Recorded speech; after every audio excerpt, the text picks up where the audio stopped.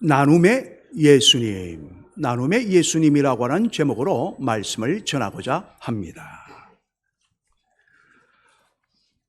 이제 우스갯소리도 아니고요. 제가 우스갯소리를 잘 할 수가 없잖아요, 그죠? 어쨌든 어떤 예화를 보니까 어느 교회 집사님이 구제에 대해서 설교를 딱 듣고 나서 이제 결심을 하게 되어집니다. 앞으로는 오른손이 하는 일을 왼손도 모르게 해야지 라고 다짐을 하면서 이제 선한 일을 베풀고 난 뒤에 집으로 돌아왔습니다. 집으로 돌아와서 아주 기분 좋게 그리고 당당한 정말 그 마음을 가지고서 아내에게 딱 자신 있게 말을 하는 거죠. 여보, 오늘 내가 어려운 이웃을 도왔어. 그런데 말이야, 내 이 오른손이 하는 일을 그 오른손으로 봉투를 건네었는데 이 왼손이 모르게 내가 그렇게 했어. 그러니까 돌아오는 이 아내의 답이 무엇이었겠습니까? 여보, 그거는 왼손이 몰랐던 것이 아니라 내가 몰랐던 거야. 이렇게 말을 하더라라고 하는 것이죠. 역시 선량하군요. 예. 엄밀하게 하자 이 말씀이죠. 예. 여러분, 우리가 이제 성도로서, 즉 예수님을 그리스도로 우리가 믿는, 메시아로 믿는 그리스도인으로서요, 정말 살아간다고 한다면은 반드시 우리가 받아야만 하는 두 가지가 있습니다. 저 사람은 그리스도인이야 라고 한다면 반드시 받아야만 되고 받게 되어질 수밖에 없는 것이 있다고 하는 것이죠. 그것이 바로 첫째는 구원입니다. 구원. 우리가 예수님의 십자가 보혈, 그리고 정말로 부활 승리, 우리가 그분을 나의 구세주로 믿으면요, 바로 구원이라고 하는 선물이 은혜로 내려온다라고 하는 거죠. 그러니까 성령의 역사하에 이 구원이라고 하는 것은요, 하나님의 주시는 은혜로 우리에게 선물로 주시는 것이고, 이 선물이 우리에게 주어질 때, 즉 복음이 우리에게 전하여질 때 내가 받아들이면 되는 겁니다. 선물이니까 주면 받아야죠. 그래야 선물이 제대로 전달이 되는 겁니다. 그리고 또 두 번째는 뭐냐 하면요, 상급을 우리에게 주신다라고 하는 말씀이죠. 이것은 우리가 얼마나 그리스도인으로서 주어진 사명이 있고 감당해야 할 일들이 많이 있는데, 맡은 자에게 구할 것은 충성이다라고 하는 말씀처럼 정말로 우리가 얼마나 충성하고 땀 흘리며 봉사하고 알게 모르게 정말 남들이 알든지 못하든지 또한 꾸준하게 쓸고 닦으면서 또 봉사하면서 찬양하며 가르치며 또 여러 가지 우리가 또 기간별로 자치별로 많은 일들을 하지 않습니까? 그 충성과 헌신에 따라서 하나님께서 주시는 상급의 면류관이 있다라고 하는 겁니다. 이것은 우리가 받아야만 되고 이것을 반드시 주시겠다고 주님이 말씀하고 계시는 것이죠. 이와 같이요, 구원은 은혜로 주어지는 것. 한 번 더 말씀을 드리면, 그러나 상급은 바로 우리가 얼마나 하나님의 사랑에 대하여 내가 감격하는 마음으로 정말로 수고하고 충성을 하느냐의 결과에 따라서 상급은 달라진다라고 하는 말씀입니다. 그러므로 구원만으로 우리가 만족해서는 아니 되고, 받은 은혜에 감사하는 마음을 가지고 우리는 주를 위해서 내가 받은 사랑이 얼마나 큰데 빚진 자의 마음을 가지고 우리는 주를 위해서 감사의 마음으로 살아가야 하는 것이죠. 그런데 그중에 우리가 특별히 감사의 마음으로 정말로 우리가 상급을 바라보며 해야 할 일 중에 오늘 본문 말씀이 오늘 가르치고 우리에게 중요하다고 말씀하고 있는 것은요, 다름 아닌 구제에 대한 말씀입니다. 이 산상수훈 중에 말씀이잖아요. 구제할 때 어떻게 해야 하는가에 대해서 오늘 말씀을 해주고 계시는데, 여러분, 그런데 이 구제라고 하는 단어는요, 히브리어로 체다가인데요.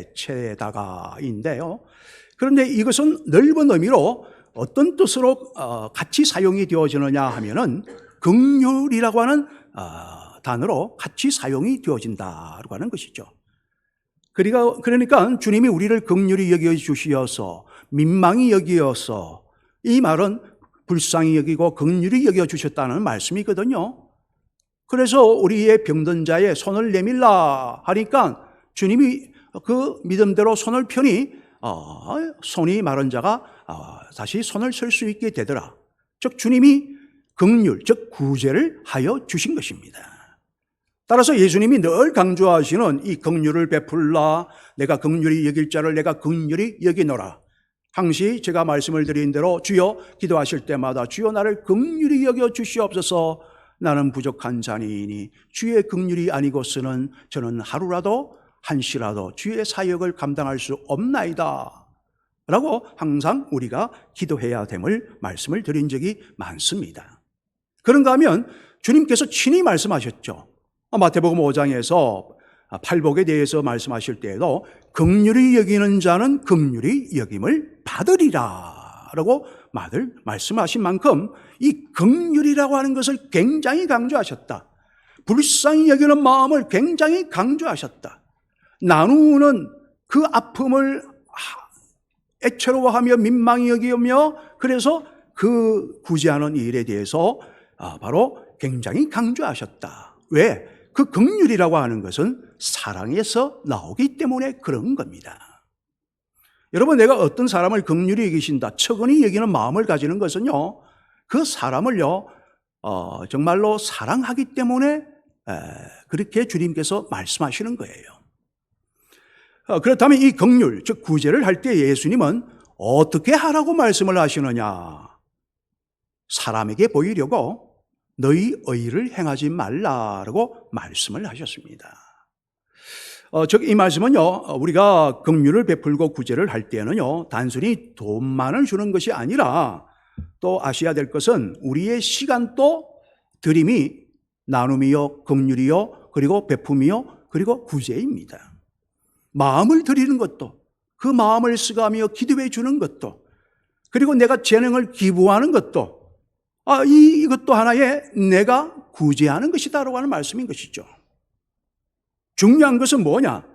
자신을 드러내지 않고 은밀히 행하는 것이 되어야 함을 말씀하고 있습니다. 오른손이 하는 것을 왼손이 모를 정도로 하나님만 아시도록 하는 것이 올바른 구제이다라고 말씀하고 계시죠.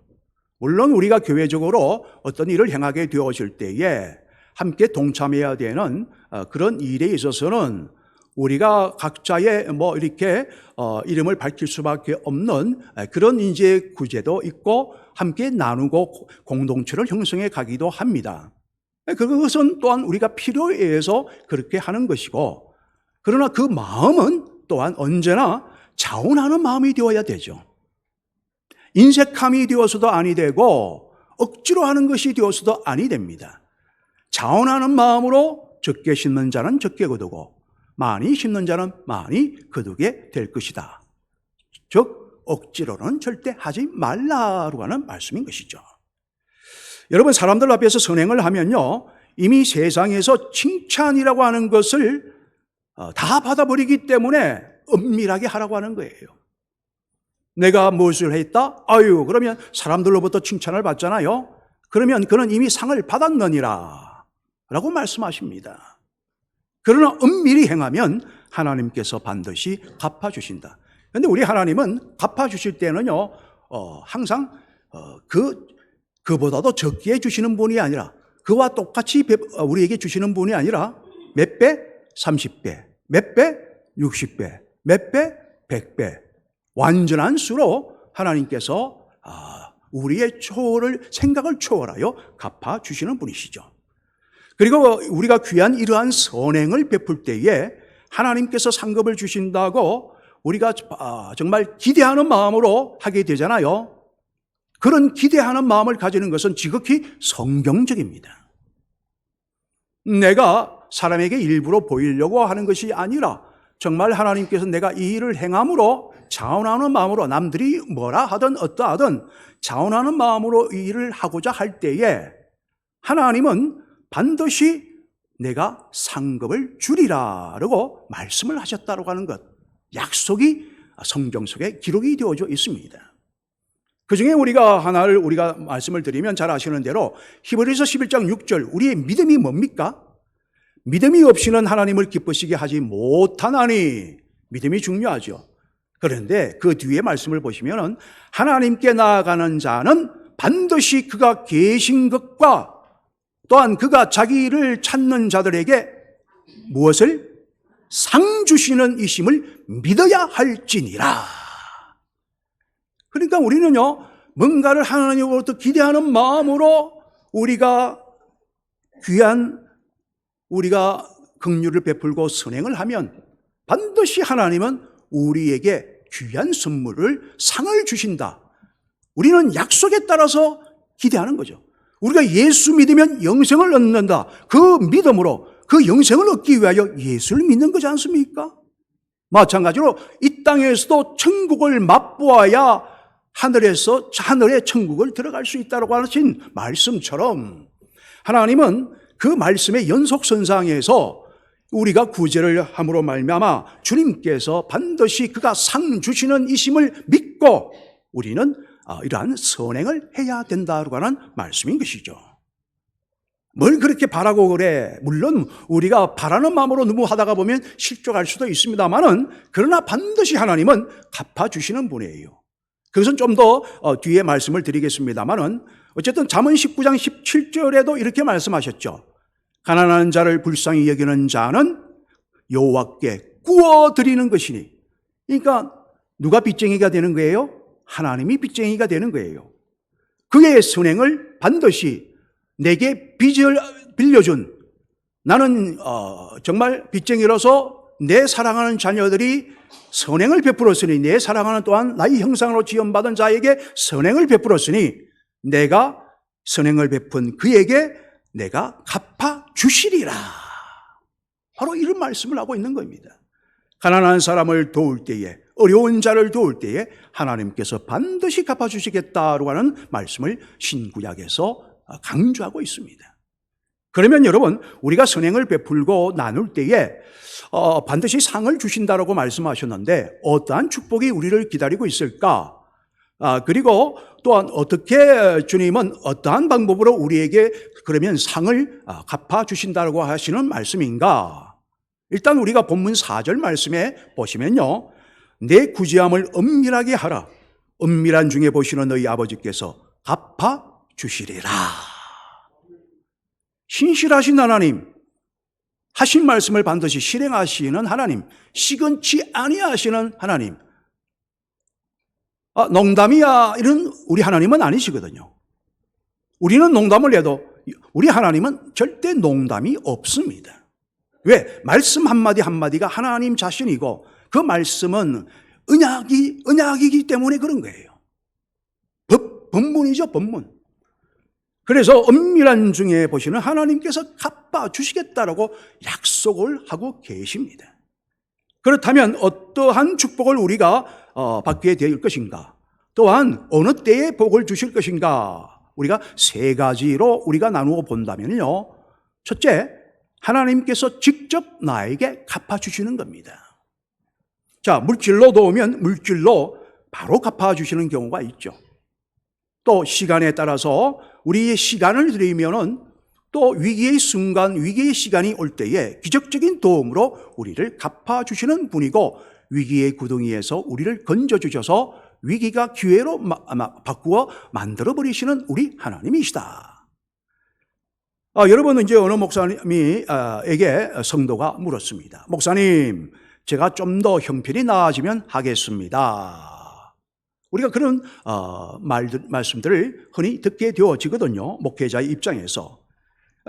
그런데 어느 목사님이 웃으면서 이런 대답을 했다고 합니다. 형편이 나아지면 구제하는 것이 아니라 구제하면 형편이 나아집니다. 왜?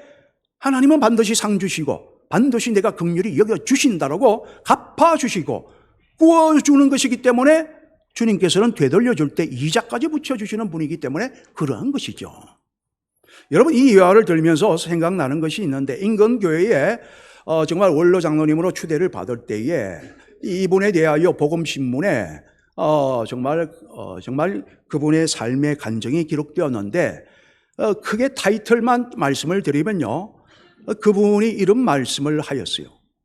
내가 복을 받으려고 섬긴 것이 아닌데 섬기니 복을 받았습니다. 이런 말씀을 하셨어요. 그 코로나 시대에 정말로 어렵고 힘든 가운데 계속해서 그럼에도 불구하고 우선순위를 정하여서 주님의 말씀에 따라 섬기니까 그냥 그 코로나 팬데믹 기간 동안에요, 더 많은 돈들을, 물질을, 축복을 갈고리로 긁어 모으듯이 하나님께서 해 주시더라라고 하는 말씀인 것입니다. 여러분, 이것을 볼 때에 우리는요, 나눔이라고 하는 것은 어떤 조건이 따라야만 되는 것이 아니라 우리의 마음에 달려있음을 알 수가 있는 것이죠. 작은 것이라도 지금부터 시작하는 것이 바로 은혜입니다. 정말로 우리가 알곡 나눔을, 사랑의 사역을 우리가 이제 시작함에 있어서 정말로 우연히 제가 이제 알게 되었는데, 이분은 도리어 더 많은 혜택을 받아야 할 분인데, 이분이요, 이게 제가 우연히 알게 된 거죠. 물론 이것은 어떤 기록도 남지 않습니다. 아무도 제가 알기를 원하지 아니하고, 우리 교육자도 다 아무도 알지를 원하지 않고 그저 갖다 놓기만 하시면 되는 거예요. 그러면 그 모이는 수만큼 우리가 구제를 하면 되는 것이죠. 근데 우연히 알게 되어진 것은 할 수 없지 않습니까? 그런데 오히려 더 많은 도움을 받으셔야 할 분이 정말 그렇게 하시는 모습을 보면서 참 감사다. 여러분, 어쨌든 두 번째는요, 자녀를 통해서 갚아주신다고 하는 거죠. 내가 했을 때 적시로 나는 어떤 응답을 받고 물질로 채워주시든 어떠한 것을 고쳐주시든 하면 좋겠는데, 그러나 내 대에는 주시지 아니하고 상급을 오히려 내 자녀에게 더 풍성하게 주시더라. 그런 경우도 많지 않습니까? 내가 못 받아도 내 자녀가 대신 받을 수 있다면 부모의 마음은 더 큰 기쁨이 되는 것이죠. 그리고요, 또 분명한 사실은 하나님은 반드시 하나님께 구워주는 것이기 때문에 반드시 갚아주시고 상 주시는 이심을 믿는 것이 믿음이라고 하셨으니 천국에서라도 반드시 상급을 허락하신다라고 말씀하고 계십니다. 여러분, 수많은 순교자들이요, 그 당대에 자기들이 무슨 상급을 받았겠습니까? 그러나 교회가 세워지고 그 피로, 순교자의 피로 교회가 세워지고 그 후손들이 잘 안 되는 것 같아도 나중에는 잘 되어지는 경우가 얼마나 많이 있는가라고 하는 것이죠. 사실 그러나 저의 입장에서도 이 땅에서 정말로 내가 헌신하고 충성하고 봉사하고 이렇게 선행을 하고 난 뒤에 바로 내가 즉각적으로 보상을 받으면 참 좋겠다라고 하는 것이 인간의 마음이요, 저의 마음입니다. 하지만 이 땅에서 보상을 못 받는다 할지라도 우리는 하늘의 상급을 더 많이 쌓아가게 되는 것이죠. 그리고 엄밀히 우리가 선행을 행하게 되어지면요, 지금 직접 상급을 받든 자녀를 통해서 받든 아니면 천국에서 주시든 간에 한 가지 분명한 사실은 우리가 이러한 정말로 보람 있는 일을 행할 때에 우리의 마음이 얼마나 보람을 느끼고 내 기분이 기쁘며, 그리고 정말 마음의 평강, 그 기쁨은요, 하늘에서 주시는 기쁨이다라고 하는 거죠. 아주 뿌듯하죠. 크고 작음의 문제가 아닙니다. 이거는 작고 많음의 문제가 아니죠. 이것이 가장 우리가 느껴지는 것이죠. 이 보람만 느껴도 얼마나 뿌듯한 내가 인생을 살아가고 있는가. 내 인생에 단 한 번이라 할지라도 이런 것을 가지고 있다면 하나님은 그것을 빌미 삼아 복을 주시는 분이라고 분명히 말씀하고 계시다는 것이죠. 자, 그래서 여러분, 마더 테레사는 이런 말을 하였습니다. 나눔은 사랑의 언어이다. 나누는 것은 사랑의 언어라는 거죠. 나눔은 행동인데 사랑의 언어라고 하는 겁니다. 행동 속에 사랑이라고 하는 언어가 사용되어지고 있는 것이죠. 단순히 물질을 나누는 것이 아니라 사랑과 관심을 표현하는 가장 분명한 방법이 나눔이다라고 하는 말씀을 하고 있는 것입니다. 그런가 하면요, 아리스토텔레스가 이런 말을 하였습니다. 진정한 부는, 그러니까 진정한 부, 얼마를 가졌니 못 가졌니 이게 아니라 진정한 부유한 자는 나눔에 있다. 나눔에 있다. 정말로 진정하게 나눌 수 있다면, 나누는 자가 있다면 그는 정말로 부자이다라고 하는 거죠. 가진 것을 움켜쥐는 것이 우리가 부자가 아니라 베풀 때에 참된 부여함을 느끼는 하늘에서의 부자로서 하나님이 인정을 해 주신다라고 하는 말씀인 겁니다. 성경적으로 풀이하자면. 여러분, 초대교회는요, 복음을 전하면서 동시에 구제에 힘썼습니다. 이 교회가 체계를 갖추어 가면서 무슨 일로 인하여서 정말로 성령이 임하시는 가운데에 무슨 일로 인하여서 직분자가 세워지고 교회의 기틀이 마련이 되었습니까? 구제하는 일로 인하여. 사도행전 6장이죠. 헬라파, 히브리파의 과부들에게 구제를 할 때에 서로 이제 손으로 안으로 굽는다 말이 많았단 말입니다. 그런데 그것 때문에 라도 집사 7명, 안수 집사 7명, 그죠? 그때는 그 이유 때문에, 그 이유는 구제 때문에 바로 그러한 정말 7명의 바로 성령의 사람, 칭찬받는 사람을 세우게 된 것입니다. 그런가 하면 알렉산드리아 교회는요, 5가정의 힘을 모아서 한 가정을 도왔습니다. 이 5담당제 아닙니다. 그죠? 그런지. 근데 참 이게 모든 게 보면요, 성경에서 많은 걸 따가잖아요. 그래서 5가정의 힘을 합쳐서 한 가정을 돕되, 그러나 누가 얼마나 냈는지도 모르게 하며 하나님께만 감사하게 했다고 하는 거죠. 그리고 받는 이들도, 선행의 그 베품을 받는 이들도 누가 정말 주었는지도 모르게 그렇게 행하게 하였다. 그저 하나님께만 감사하게 하였다라고 하는 말씀입니다. 교회가 그렇게 한 것이죠. 여러분, 이처럼 진정한 구제라고 하는 것은요, 우리가 여유가 있어서 하는 것이 아닙니다. 감사하는 마음에서 하는 것이죠. 내가 얼마나 주의 사랑을 받았는가. 너희가 나를 사랑한 것이 아니고 내가 너희를 사랑하였다. 우리가 그 사랑을 알면요, 감사가 절로 나오게 되잖아요. 그러니까 감사하는 마음의 정도에 따라 우리의 마음이 나도 받았는데 나도 베풀어야지, 작은 것이라도 나누게 되어지면 하나님께서 크게 갚아주시는 것입니다. 성도 여러분, 오늘은 말씀을 마치도록 하겠습니다. 정리합니다.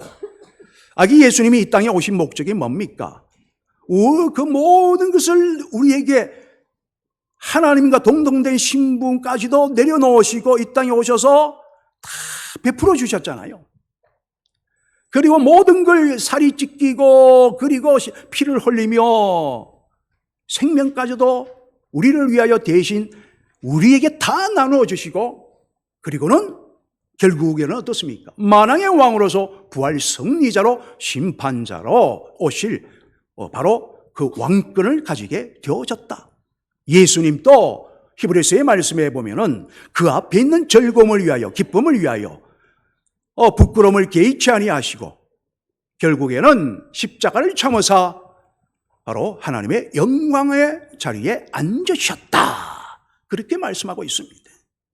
여러분, 받은 은혜 나누고 힘든 이웃을 우리는 돌보는 사람이 되어야 합니다. 잠언 14장 31절로 궁핍한 사람을 불쌍히 여기는 자는 주를 공경하는 자니라. 우리가 정말로 주를 공경하는 마음이 있다면 우리가 알게 모르게 궁핍한 사람을 도와주는 것이죠. 불쌍히 할 줄 아는 마음을 가져야 되는 겁니다. 그래서 우리가 엄밀히 구제할 때에 특별히 자발적이고 어떠한 기록도 없이 행하고자 하는 이 알곡 사랑 나눔에 있어서, 나눔 사랑에 있어서 우리가 작은 것이라도 동참을 하신다면 이 외에도 많은 것을 하시고 계시는 줄로 저는 알고 있습니다. 하지만 우리가 교회적으로 또한 이렇게 할 때에 반드시 이 작은 불씨가 하나님께서는 반드시 우리 교회와 우리의 그 아름다운 손길들을 축복하여 주시면 물론이요, 우리의 가정과 공동체가 더욱더 힘을 얻고 우리가 독수리 날개치며 올라가는 역사, 그리고 우리의 나아가 이 나라 한국 사회, 한국 교회를 변화시키는 놀라운 역사가 일어날 줄로 믿는 것입니다. 오늘 또 엄밀히 나누는 삶을 살아가시는 반드시 하나님의 상 주시는 이심을 믿고 그리하시는, 감사함으로 그리하시는 저와 여러분이 되시기를 주의 이름으로 축원을 드립니다.